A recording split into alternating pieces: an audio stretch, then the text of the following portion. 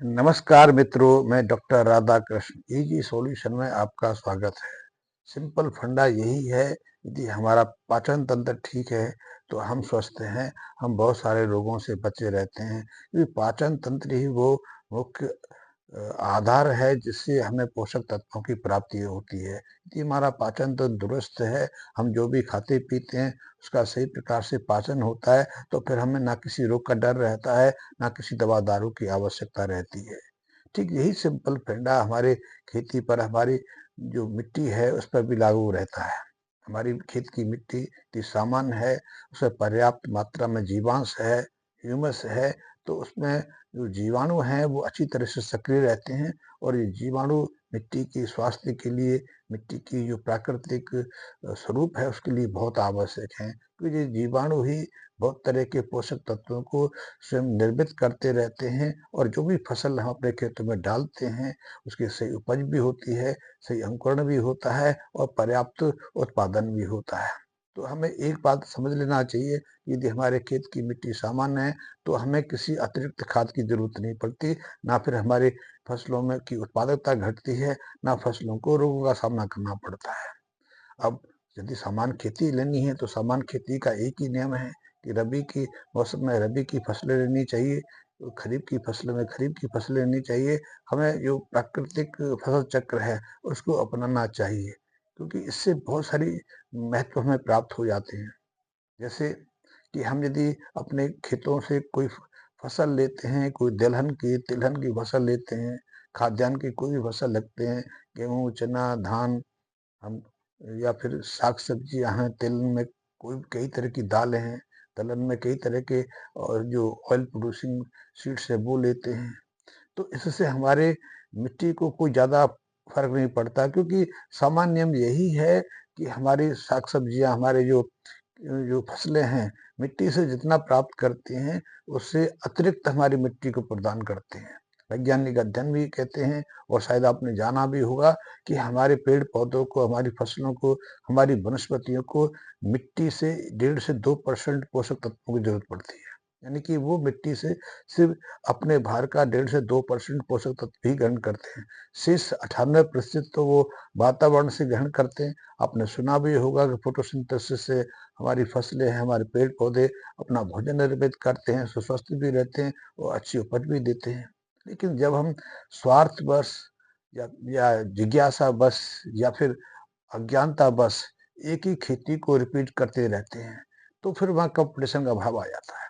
जैसे हमें यदि अपने बेटे को डॉक्टर बनाना है, मेडिकल में भेजना है, इंजीनियर बनाना है, तो आज के समय हम ये नहीं सोच सकते कि हम बच्चे की पढ़ाई सामान्य स्टडी से, सामान्य जो स्कूल शिक्षा के आधार पर उसको आईआईटी में या किसी मेडिकल कॉलेज में इंट्रेंस करा देते हैं। आज का माहौल है कि बच्चे को आप 8वीं क्लास से 10वीं क्लास से कोचिंग में डाल दो, कि कोचिंग के दौरान वो स्वयं तो जो तैयारी करता है, करता ही है।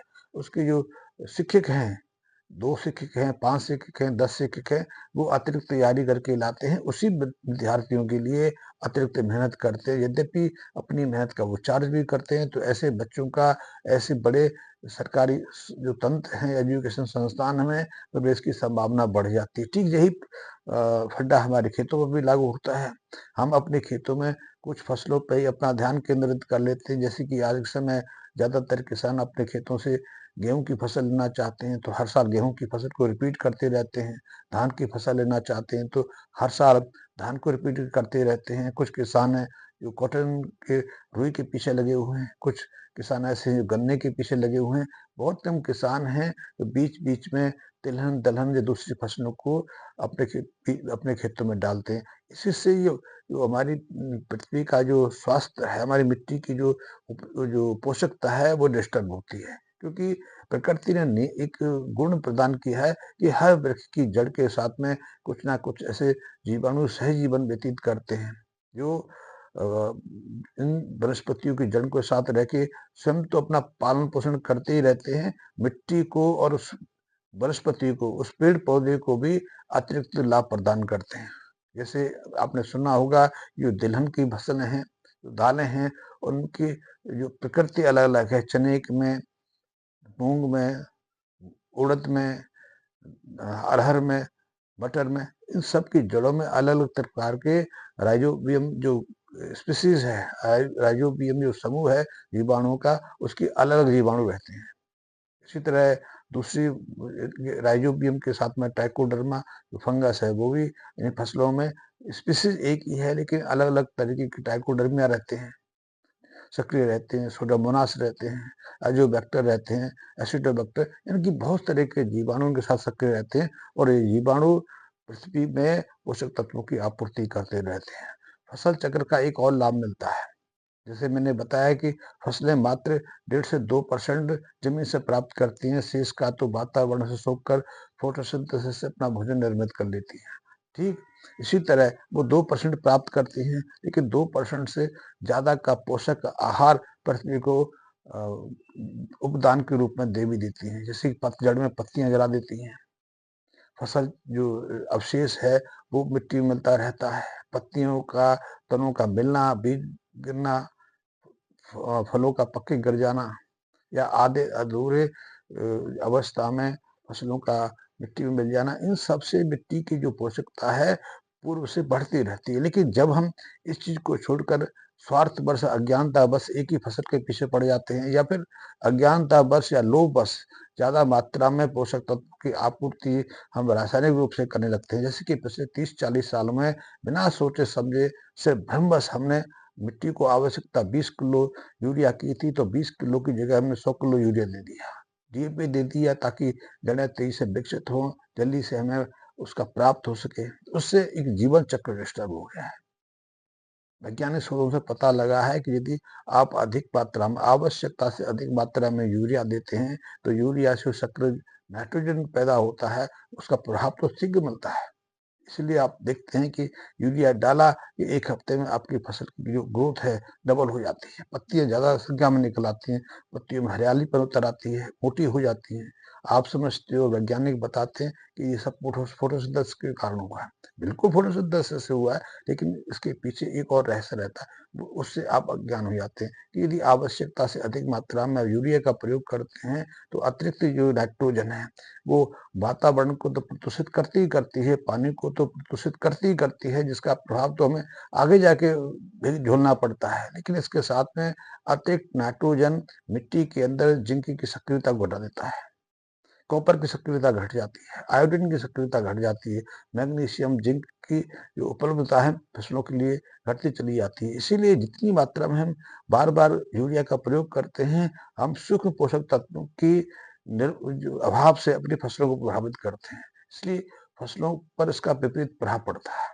नाइट्रोजन भी फसलों के लिए बहुत आवश्यक है, लेकिन उतना ही जिंक भी आवश्यक है, उतना मैग्नीशियम आवश्यक है, उतना आयरन आवश्यक है, आयोडीन, क्योंकि ये अपनी क्रिया करती हैं, नाइट्रोजन का अपना प्रभाव है। नाइट्रोजन की सक्रियता और उपलब्धता भी इन सूक्ष्म पोषक तत्वों पर निर्भर करती है, लेकिन बार बार नाइट्रोजन के प्रयोग करने से मिट्टी सख्त होती जाती है, उसमें एसिड फैक्ट आता जाता है, तो फसल तो शीघ्र विकसित होती दिखाई देती हैं, लेकिन उनका दूरगामी प्रभाव ये पड़ता है कि मिट्टी के अंदर एसिडिक इफेक्ट बढ़ने से या फिर विषाक्तता आने से जो सूक्ष्म जीवाणु हैं उनकी संख्या घटती चली जाती है। जैसे कि हम देख रहे हैं, आज कई हमारे क्षेत्र ऐसे हैं, यहाँ जीवाणु की जो दर है मात्र 0%, 2 के आसपास, 3 के आसपास आ गई है, और जीवाणु जो सक्रिय रहते हैं तो मिट्टी के अंदर पोषक तत्वों की उपलब्धता सहज जाती है। सहज फसल चक्र अपनाने से, सही मिट्टी को बनाए रखने से हमें किसी अतिरिक्त रासायनिक खाद की या किसी खाद की आवश्यकता नहीं रहती, और जो भी आवश्यकता रहती है या फिर इन जीवाणुओं को, जीवांश को सामान्य अवस्था में बनाए रखने के लिए हमें थोड़ी बहुत मात्रा में गोबर की खाद, गोबर, गौमूत्र की आवश्यकता पड़ती है। तो गोबर में बहुत सारे पोषक तत्व रहते हैं, बहुत सारे जीवाणु भी रहते हैं, बहुत सारे ऐसे बॉयहेंसेर एक्टिव रसायन रहते हैं जो मिट्टी की उर्वरता को सामान्य से अधिक स्तर पर बनाए रखते हैं। लेकिन आज हमें अपनी मिट्टी की जो आवश्यकता है पोषक तत्वों की आपूर्ति की, उसके लिए कम से कम 10 से 15-20 क्विंटल पर हेक्टेयर हमें गोबर खाद की आवश्यकता है, और इतनी खाद डालेंगे तो हमारा बजट बिगड़ जाएगा, अतिरिक्त बोझ आ जाएगा। तो ऐसे में आप इस जो अतिरिक्त पोषक तत्वों की आपूर्ति के लिए आप गोरस का प्रयोग कर सकते हैं, गोबर घनसत्व का प्रयोग करते हैं। ये हमारा छोटा सा प्रयास है। आपने कई बार सुना होगा, मैं गोबर घनसत्व के बारे में आपको कुछ जानकारी देता रहता हूँ। तो गोबर घनसत्व में भी हमने गोबर के उन सक्रिय जो एक्टिव रसायन है उन्हीं को ही इसमें अलग करके पैक किया है। इसमें बहुत सारे ऐसे जीवाणु हैं गोबर में उपलब्ध रहते हैं। गाय के शरीर में लाखों प्रकार के जीवाणुओं की विद्यमानता को वैज्ञानिक स्वीकार करने लगे हैं, लेकिन हमने लाखों जीवाणुओं को इसमें कैद नहीं किया। हमने तो मात्र कुछ हैं, हमारे अंदाज से 70-80 के आसपास है। हमने हमारा ना तो इतना बजट है कि हम 70-80 जीवाणुओं को टेस्ट करा पाएँ, क्योंकि 4 से प्रकार के जीवाणुओं की टेस्टिंग फैसिलिटी तो भारत में उपलब्ध है। इससे अतिरिक्त की आवश्यकता है तो विशेष प्रयोगशाला में इनका सत्यापित कराना पड़ेगा। तो आप निसंकोच, हमारे अनुभव हैं कि हम काफ़ी समय से इसमें प्रयोग कर रहे हैं कि इस गोरस सॉल्यूशन को आप तैयार करके और 200 ग्राम की मात्रा से आप 1 एकड़ भूमि को उसकी पोषक तत्वों की आपूर्ति सहजता से करते हैं। जैसे ही आप इसका प्रयोग करते हैं, 200 ग्राम की इसकी पैकिंग है, कोई ज़्यादा कीमत नहीं है। हमने प्रायोगिक तौर पे, यदि आप इसका परीक्षण करना चाहते हैं, आप इसका अनुभव करना चाहते हैं, इसकी प्रमाणिकता देखना चाहते हैं, तो बहुत कम मूल्य में मात्र ₹250 में आप इसका प्रयोग करके अनुभव कर सकते हैं और 3-4 महीने में आपको रिजल्ट मिल जाएगा कि आप में हम मिट्टी की सामान्य अवस्था कहते हैं, हम फसल की उपज कहते हैं, वो कितनी इससे प्रभावित होती है। फिर इसके बाद आपको किसी भी खाद की आवश्यकता नहीं होती है। फिर आप प्राकृतिक जो ऑर्गेनिक खेती का अपना सकते हैं, लेकिन उसके लिए बात फिर वही रखनी पड़ेगी।